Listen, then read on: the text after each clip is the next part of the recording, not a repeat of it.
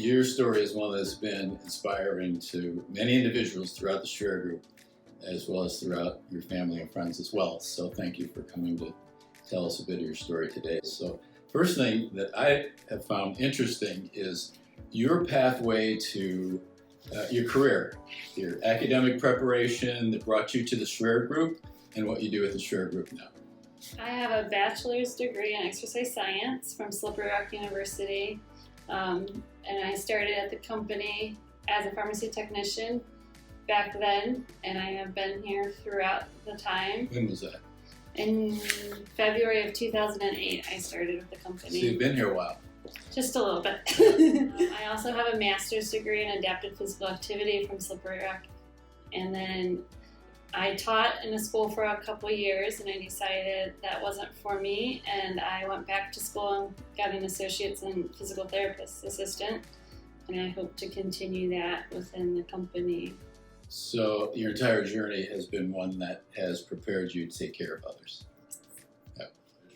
So you can tell us a little bit about how you came to connect with In Jerry's Footsteps and what it meant to you. Russell and I have been a part of In Jerry's Footsteps annual fundraiser for the last several years, and just as Rusty said last year at the fundraiser, he said, Megan, next year we'll both be working full time, so we'll be able to set up an extra amount that we can just bless people with next year at this fundraiser, and we can bid on all these things. And as we were walking out, he said, this is going to be a fundraiser that we attend yearly so we can help leave a legacy for these people that we work with, because their lives matter. Never did I think I would be sitting in the shoes of being blessed, but I'm thankful for the people that have donated and continue to donate, because not only did they bless me and my family, but I know they're blessing others throughout this company. And I couldn't say more positive things about the company and what they've done for their employees. When the whole situation happened where Rusty had his stroke, it was very unexpected. We had no idea how long recovery was going to be or what the outcomes were going to be. And that night he had to have brain surgery and have 40% of his skull removed. And the only thing I could think of is the dollar signs that were coming. And that he was going to need extensive rehab. And at that point, I said, we'll figure it out. And I had a couple of coworkers approach me on how to get an application, how to apply for it. And I kept thinking to myself, we don't need it that bad. Like, we'll be okay, we'll figure it out. There's somebody else in the company that needs it. And as we sat in the ICU for 12 days and saw progression of his recovery and then saw some declines, I was really praying to God, just saying, what should I do? How should I do this? And it was really God-led told me, just apply. People want to help you, let them help you. So after that, and at that point I had to make the decision to take Rusty off life support. I just knew that getting some of this money to help financially was going to be something to set my kids and myself up for the future. Just pause that. Let's talk a little bit about Rusty. And it's, that's just thinking of him brings smiles to a lot of people's faces. It was not uncommon at all that when I would visit the Hartville facility, that I would see Rusty with the residents, which a great deal of what Rusty's responsibilities were demanded that he really be buried in the charts. Mm-hmm. But he would not pass on the opportunities to meet with the patients, be engaged with patients. And on one of my last visits there, after Rusty had passed, walked into the front door and there sat a resident who knew that I knew Rusty. And we talked a little bit about it, and he was very complimentary of just how smart he was, how caring he was, how funny he was. And that does not happen for all people in all buildings, but it happened for Rusty because he made that kind of an impression on residents that he really did not necessarily have to do, but it was in his nature. There were no indications that this life-changing event was in the mix, and yet you were faced with it. So, and you faced it with courage and inspiration. And you're still inspiring to people throughout the Schwer Group in your ability to continue to navigate forward, to raise your 2 children. Tell us a little bit about Rusty's kids. So we had a 2.5-year-old son when Rusty passed. His name is Lewis. He was named after Rusty's grandpa, who had passed in February of 2019. He loved his dad. I was jealous of the bond and the relationship Rusty had created with Lewis. It was walking in the door, Dad, Daddy, Daddy. I walk in the door and there was nothing. No, there was some, but it just wasn't that fun response that he would give Rusty. But Rusty was the cool dad, I'm going to do this for you, and I'm going to take you, and we're going to make memories, and I'm going to be there every step of the way for everything that he did. Rusty put Lewis to bed every night for me while I was in school so that I could study while he was going to bed, and just those little things that some fathers don't do. He stepped up and he did it, and Lewis has asked about Daddy. He still brings Daddy up, and it's a blessing that he remembers Daddy, and I think he will continue to remember Daddy through the memories.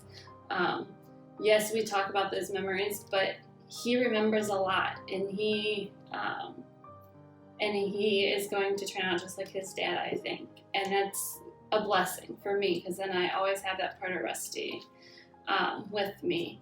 And then we have an 8-month-old girl named Eliana that Rusty didn't get to meet.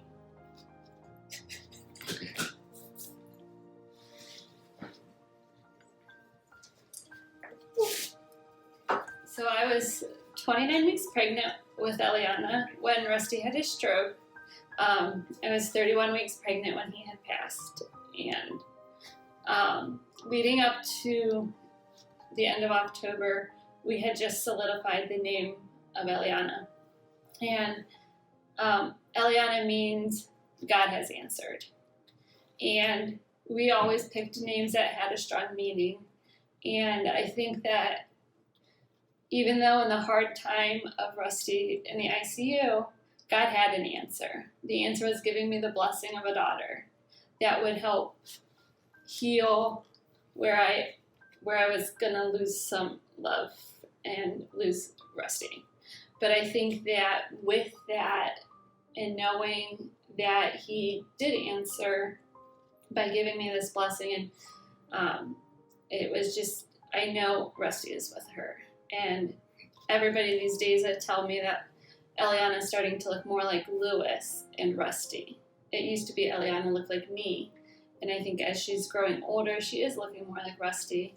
And I hope she gets the smarts as Rusty and all those good qualities in Rusty. So let's talk a little bit about the grants. It's there for these types of life-changing situations.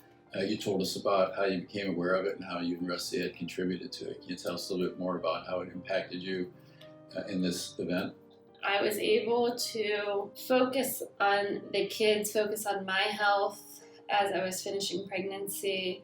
It was just a relief off of my shoulders of how am I going to pay this medical bill, or how am I going to pay for a funeral. And